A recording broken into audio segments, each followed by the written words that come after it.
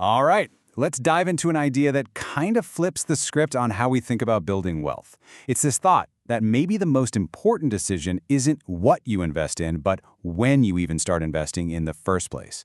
Turns out it's all about getting the sequence right. So let's start with a question I'm betting a lot of you have felt. Why does investing feel so stressful? For so many people, it's this emotional roller coaster, right? It's a source of constant anxiety, not calm and steady progress. And, well, it turns out there's a very specific reason for that. And the problem really begins with what we can call the investing first mistake.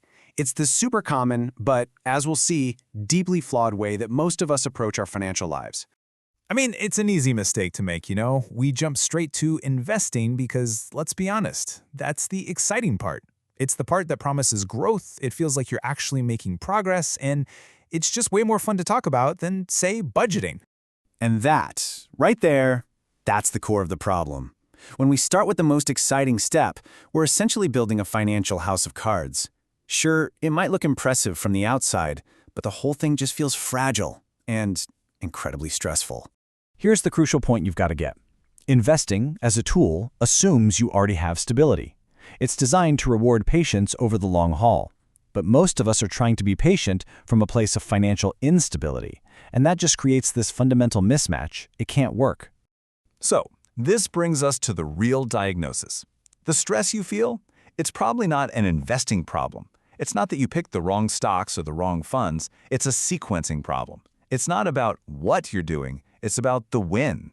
And this is just the perfect way to describe how it feels, right? Without that solid foundation, that safety net of savings, your investment portfolio isn't a tool for growth anymore. It becomes a pressure vessel. Every dollar in it feels like it's needed for something else, putting the whole system under just constant strain. Just look at how this plays out emotionally. When you don't have that structure, every little dip in the market feels personal, like a direct hit. Every downturn feels genuinely dangerous to your well-being, and every single decision feels urgent, like you have to do something right now.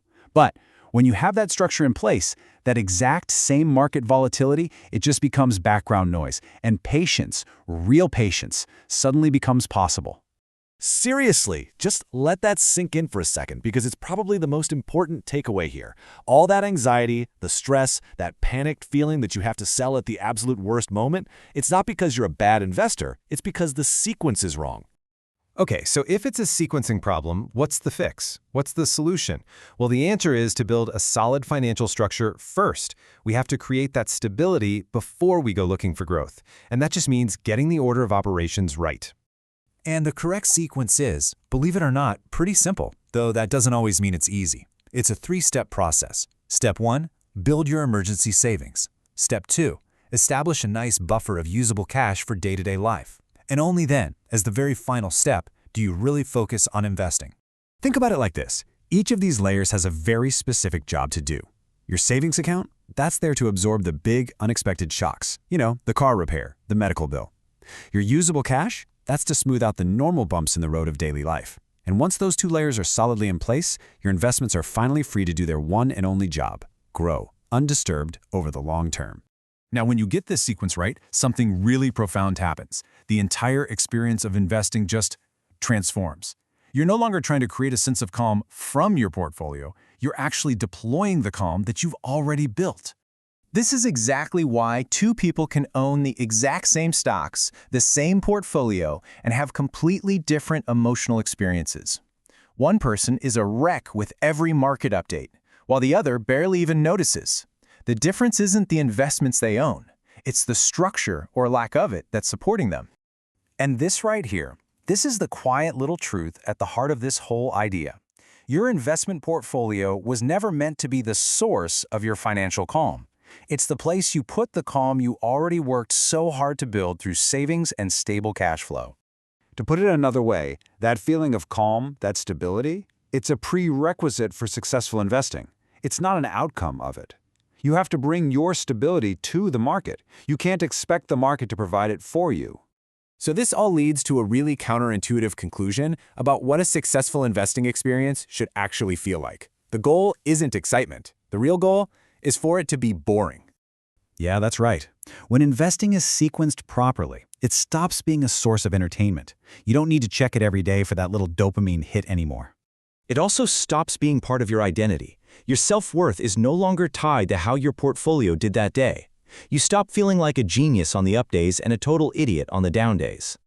And maybe most importantly, it just stops being so emotional. Those big cycles of fear and greed that cause so many bad decisions, they just kind of fade away. The whole point is for it to be boring. Truly successful, well-structured investing should feel a lot like watching paint dry. It's just something happening quietly and effectively in the background of a life that's already stable. So, we'll end on this thought. This isn't just about a new checklist of financial rules to follow. It's about changing your entire relationship with money. It's about a structure that doesn't just make your portfolio better, but actually fundamentally changes how your life feels.